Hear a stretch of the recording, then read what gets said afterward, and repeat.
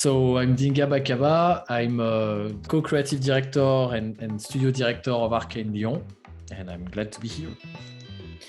And we are glad to have you here. This Deathloop has been much beloved over it, and in fact throughout the community, but especially over at Shacknews, where we awarded it as one, the best headshot of the year in all of games, and two, game of the year at Shacknews. Thank you for that, for both. Actually, the headshot one, I actually watched the video with the deliberation and the argument about the Nexus headshot. Felt like it was interesting. I was like, oh yeah, I didn't see it like that, but that sounds great. And honestly, considering it's our first, I would say, straight first-person shooter at Arkane, quite, it was very nice for the team to get the best headshot, for sure. Deathloop, it's so much different from everything that we've seen from Arcade before, but it still has like that DNA infused into it. For one, it allows the player to be so much more aggressive than they've ever been before without much penalty. What was the approach to stealth versus destructive in Deathloop? Like there is various angles to it. One of them would be the power fantasy of Colt. Colt is a soldier in a complicated situation. He wants to get shit done. Any way that gets shit done is the right way for him, especially in this context of a time loop where dying is not much than a very temporary setback. So definitely all out action felt like a very legitimate way to play. And then I would say also the kind of the technological gap compared to the technology level compared to something like Dishonored, for instance, where, well, if there is a shotgun and a machine gun and that can get the job done, why would I be punished for that? So there is all the element of just the coherence of of who the main character is and what the world is, but also in general, one of the core tenets of our design philosophy is to say yes to the player. So we generally tend to have a lot of ways to allow the players to play how they want. In a game like Dishonored, though, we wanted to question about abuse of power. It was like a theme in the game that was like permeating the story and also the mechanics. Like we tried to design things in a very holistic fashion, right? So it made a lot of sense. So we have this character of the outsider and we have all those things and we came up with this, consequence system where if you're killing too many people, there will be more rats. If there is more rats, there is less, guards. If there is less guards, there is more chaos, and in the end it makes it actually harder for you. But in this case, with a world that, first of all, this whole theme is not there at all, and second, the day restarts, so there is no such thing as a consequence to killing other people other than consequences in the very short term, I would say. So it is so there is a consistency thing, a thematic thing, and also just, as players and watching people play our games, we love all the ways to play and kind of favoring one over others, if it's not for very good reasons, is not really part of the immersive sims philosophy, to be fair. Like if you take I think there is an interesting from Randy Smith about Thief, where he said that it is not a stealth game, it is a simulation where you play a thief who is very fragile, so who dies in a couple of sword slashes, and hence the sounder strategy is to avoid conflict and stay in the shadows, and hence it's become more about stealth. It's part of, and that's kind of the philosophy in immersive sims. You're making a set of rules, and if you want to emphasize one way or another, ideally it's it's part of the consistency of the world. And for Deathloop, definitely it felt like overt action was something that should be on an equal footing with a stealth playthrough. I think there is also the fact that, interestingly, I think some of the perceived consequence of going guns blazing in something like Dishonored would be that I'm missing out on some of the world building because I'm killing everyone. I cannot hear their conversations. I'm missing out on things. Here with a time loop structure, you're not missing out. If you miss something in one loop, you can just come in the next loop and see it. So all of that is kind of helping liberating the player of experimenting, doing all those crazy things, and and the opposite end of the spectrum, be as stealthy and invisible as they want, really. And that time travel mechanic it's such an interesting element to this. You've got these 4 key areas, but they take on such a different life depending on what time of day you're there.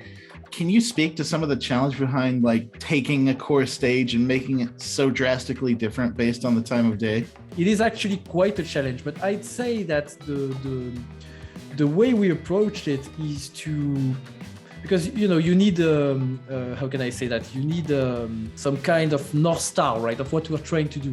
And what we were trying to do was, okay, imagine one of the levels we had in, I don't know, Dishonored or Dark Messiah or something like that. And every time we basically have a lot of environmental storytelling and various narrative means to basically tell you what happened before and tease what could happen after you leave this area. And sometimes there is callbacks from the other missions, and you see a newspaper saying so-and-so is now branded as a heretic and things like that. So we basically create this illusion that there is something before and something after, whereas the player only is here in one temporality. So here, the goal was, that thing that we always tease, there is more life in this area than the one you're seeing right now. Let's actually make that real. Let's make it concrete, and let's give the player an opportunity to meet that person that is in a note that says, I'm going to leave this area now, blah, blah, blah. And then if you come earlier, maybe they're still here. And on the contrary, see the consequences of your action in the next period. And so that was one way of conceptualizing it. So we tried to make, first of all, I would say a little story of each district, what happens in each district. There is a party here. After that, there is a lot of litter on the ground because the party, the party is done and no one is cleaning up because it's time loop anyway. So why would you clean up? So having all those little stories told through the environments and the environmental storytelling was, a way to approach it and to, gather artists and designers, gather around a certain vision for each area. And in terms of level design more specifically, I think the challenge was you will be entering this space in various configurations and trying to achieve various goals, even more than any of our past games, where yes, you could be doing this or that, but you're always entering with a certain door, I would say, and then you end it a certain way. And here, there is various ways into the district, and then there is various objectives or things to do there that makes it, I would say, a much more organic environment even. I think we always strive to make our environments believable and organic, but in this case, it had to be even more because they were really tested with how players navigated them. So it was challenging on almost all accounts. I have to say, we were quite happy that, when we started running those playtests and we saw people having fun in those areas and basically, interestingly, those challenges not only in the one hand they make the development more challenging, but there was also some upside. Like for instance, an environment like Updam, for instance, or Carl's Bay, there is a lot of rooftops. Many more rooftops than in Dishonored, for instance. Your memory might say, oh, I'm always on the rooftops. Actually, there is a lot of very high buildings you cannot go on top on because we needed to kind of create this kind of canyons for navigation. Here, because we are going to traverse those environments in various ways, we're able to make a lot more rooftops and apartments and areas accessible without breaking the flow or without losing the players. So that was a challenge, but the result is, I think, so really interesting in terms of, I guess, on all areas. Like we are very satisfied with the stories we're telling in those districts. We are satisfied with how they look and how they evolve visually, and we are quite satisfied with the level design overall. So lots of challenges. It was quite scary, but thankfully it worked out. There are so many fun and fine details in sort of that moving time thing too. I think easily one of my favorite standouts among them was Carlsbad, the man on the ledge with the guitar. That guy. Where he starts out in the morning just playing absolutely like just picking at it and sounding terrible.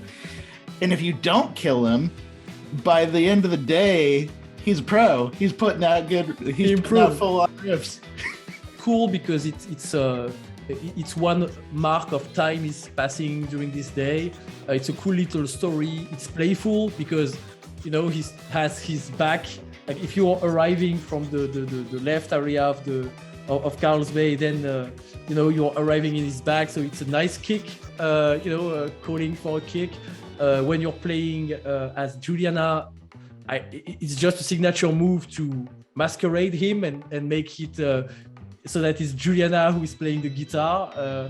So I think this is really cool and playful in a number of ways, but also thematically. If you think about it a little bit, so seeing this person starts from, 0 to pro in the course of one day, that guy is probably a musical genius, right? Mm-hmm. And having him reset every day, if you think about it, it's kind of sad. Like, what would he be if he were in a real time continuum? So that's actually reinforces some of the themes of the game and why, one of the things that come into Colt's motivation for breaking the loop. This is not right. Ultimately, like breaking the loop, you have like this puzzle, which is like these 8 visionaries that you have to kill, and taking that time mechanic and fitting those 8 pieces into it in a way that like you have to do it all in one day. You can't do it across multiple loops. Can you speak to the challenge, a bit of the challenge of arranging the visionaries and the challenge of killing them all in one go? So first of all, interestingly, we had various iterations of that puzzle. Like very quickly, we said we need to kill X people in X periods of times, and to do that we need to line them up. Like that came actually early, the concept phase for the game, but we had various iterations. There was one version where it was actually very, very difficult to figure out and very I'd say almost like you are breaking the game by doing it, which was conceptually fun, but when we started playtesting it, it was actually quite frustrating. So in the end, we started to look at it more and more into okay, there is a right set of actions to do in order to break this loop, and we're going to go in this investigation. And as all investigators will have several leads that we are going to follow, and we just follow one lead and etc. etc. And the cool thing is, and something we wanted, is to make a campaign that was much more, I'd say, freeform than our past games that are very freeform in the gameplay, but the campaign is kind of linear. If you think about it, you're going to kill this guy, and then you're going to kill this woman, and then you're going to escape from prison, whatever.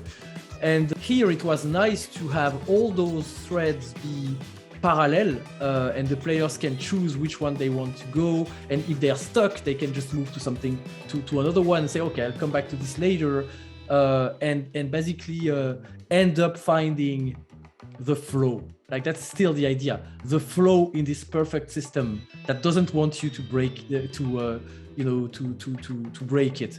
There is one flow, and the fantasy was finding that flow and coming at it from various angles until you can figure it out. So we came up with this idea of murder puzzle to describe the whole thing. At one point we said inverted Cluedo because it's not who done it. It's like you're doing it and it's an impossible assassination basically in one day. Normally no one can do those things in one day, but using the time loop and using this knowledge and being able to be at various places at the same time, you're able to do something that is in practice impossible. That was the idea, and putting it together was, as I said, a phase of let's have it almost hidden, and to various iterations, I would say, on this campaign and how to make it fun for players, because it's kind of fun for a designer to think about those things. And if you're thinking about the video game as an artifact, you can see like, oh yeah, it would be interesting if you had to figure everything out, with very little guidance. But in practice, it is not fun, and it is an action game first and foremost.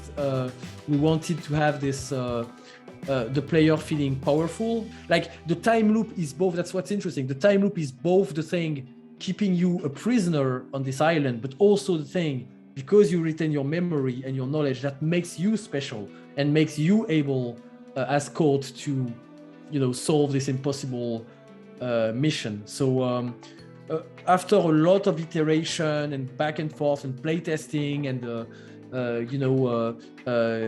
also thinking about various UX parameters like cognitive load, and like basically just trying to say how can we make something complex, allegedly palatable and fun and pleasant, and not something that you endure, but something that in the beginning you endure because of the confusion, like what the hell is going on, and how am I going to do this thing, to very quickly, I think I get it now, and ultimately being the master of it, and feeling that this is kind of a language that you speak now, even though in the beginning it was a very foreign concept. So this rise to power, not just through game mechanics, but through the player understanding the conceit of the game, is was what we ended up with, and we are very glad that players resonated with it, because to be clear, there was a lot of moments of doubt during this development. Like we were like, what are we